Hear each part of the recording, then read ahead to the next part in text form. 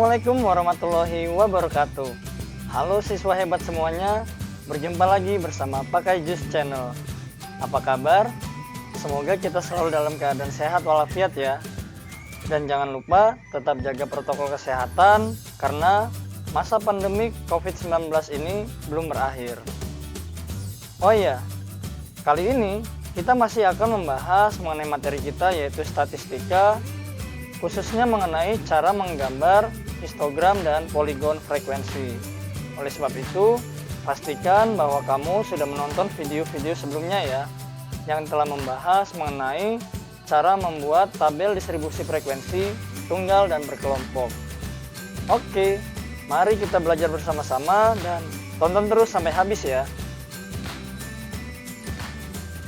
Baiklah, adapun tujuan pembelajaran kita pada kesempatan kali ini adalah diharapkan setelah pembelajaran kali ini, kalian dapat menyajikan data dalam bentuk histogram dan poligon frekuensi, sehingga kalian juga dapat memiliki rasa ingin tahu yang tinggi, bertanggung jawab, serta mampu berkomunikasi dan bekerja sama dengan baik.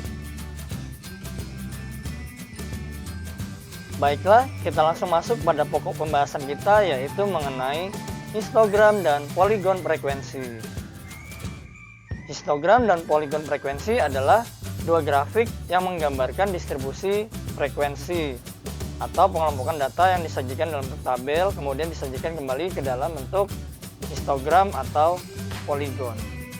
Histogram sendiri adalah penyajian distribusi frekuensi yang menggunakan gambar diagram batang tegak antara dua batang yang berdampingan tidak terdapat jarak. Seperti ini gambarnya. Ya. Berbeda halnya dengan diagram batang biasa yang antar batangnya memiliki jarak seperti ini. Ya. Kemudian lebar batang merupakan lebar interval. Jadi lebar batang ini merupakan interval dimulai dari tepi bawah sampai dengan tepi atasnya. Jadi masing-masing batang ini memiliki tepi bawah dan tepi atas. Tetapi beberapa literatur juga ada yang tidak menggunakan tepi bawah dan tepi atas. Dia menggunakan titik tengah seperti gambar yang di sebelah ini. Tapi pada kesempatan kali ini kita akan membahas bagaimana caranya membuat histogram yang menggunakan tepi bawah dan tepi atas. Baik, kita lanjut. Poligon frekuensi adalah suatu garis patah-patah yang ditarik dari titik-titik tengah ujung batang histogram yang berurutan. Seperti ini gambarnya. Ada sebuah histogram, kemudian dihubungkan setiap batang histogram tersebut pada puncaknya dengan sebuah garis seperti ini.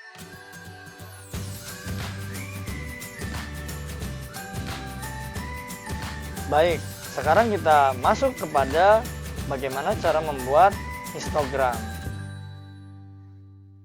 Buatlah histogram dan poligon frekuensi dari tabel distribusi frekuensi berikut ini.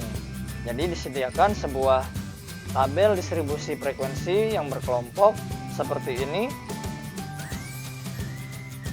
Kemudian ini yang sebelah kiri merupakan batas bawah kelas.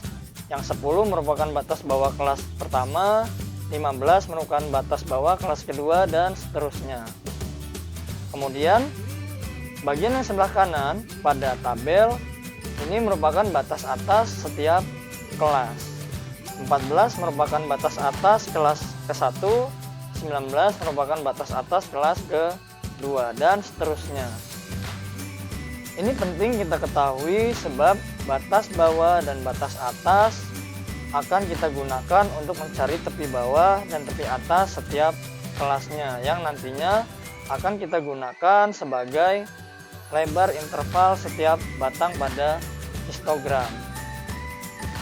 Selanjutnya kita akan mencari tepi bawah dan tepi atas. Kita cari satu persatu. Yang pertama adalah mencari tepi bawah. Tepi bawah rumus umumnya adalah batas bawah dikurang dengan 0,5. Kemudian rumus dari tepi atas adalah batas atas ditambah dengan 0,5. Baik, kita langsung saja mencari tepi bawah setiap kelas. Untuk tepi bawah kelas yang pertama yaitu 10 dikurang dengan 0,5 dan hasilnya adalah 9,5. Kemudian kita letakkan di sini. Kemudian yang berikutnya adalah kita mencari tepi atas kelas pertama. Berdasarkan rumus, maka tepi atas adalah batas atas ditambah dengan 0,5. Untuk kelas pertama adalah 14 ditambah dengan 0,5. Kemudian selanjutnya yang kita lakukan adalah mencari tepi bawah kelas kedua. Masih dengan menggunakan rumus yang kita gunakan sebelumnya, yaitu tepi bawah sama dengan batas bawah dikurang dengan 0,5. Maka bisa kita hitung 15 dikurang dengan 0,5. Hasilnya adalah 14,5. Jika kita perhatikan, ada suatu hal yang menarik di sini.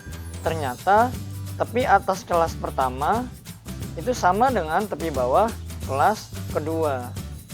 Jadi selanjutnya nanti kita tidak perlu mencari tepi bawah dan tepi atas sekaligus, tetapi kita bisa gunakan tepi bawah kelas yang selanjutnya untuk tepi atas kelas yang sebelumnya. Seperti ini contohnya, kita mencari tepi bawah kelas ketiga.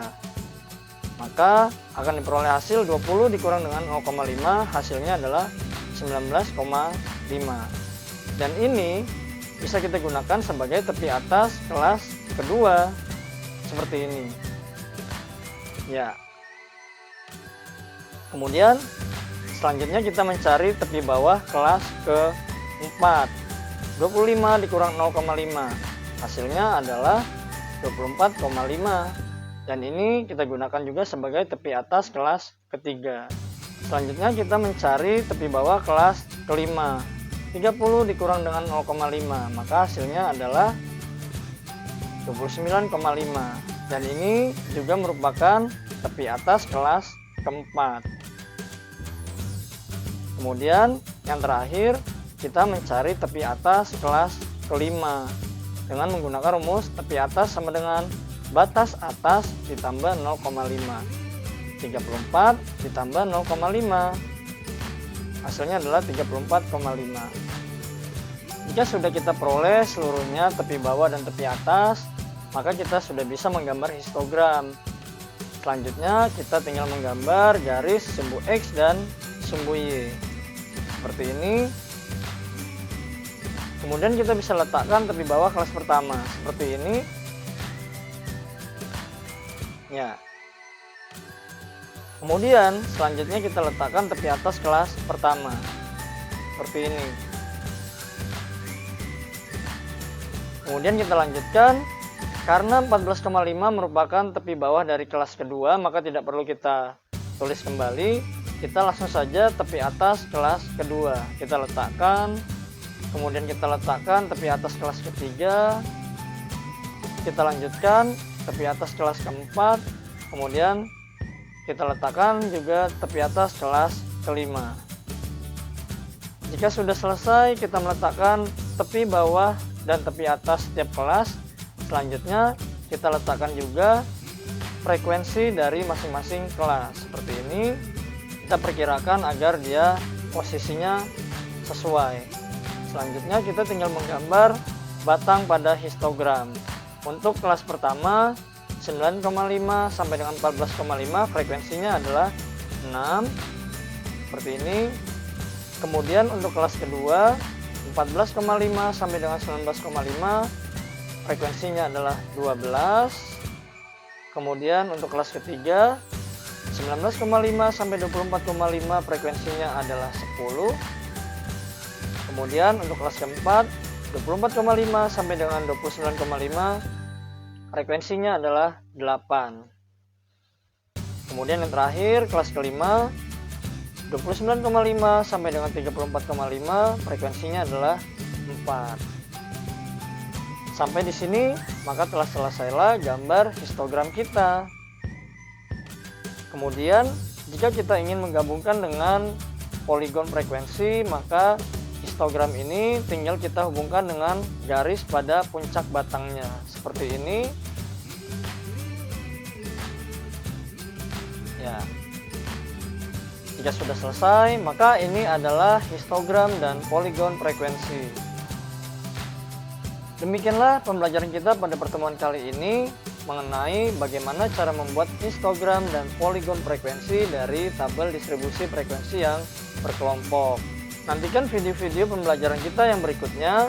Jangan sampai ketinggalan, maka klik like, komen, dan share, serta subscribe agar kamu tidak ketinggalan info-info yang berikutnya.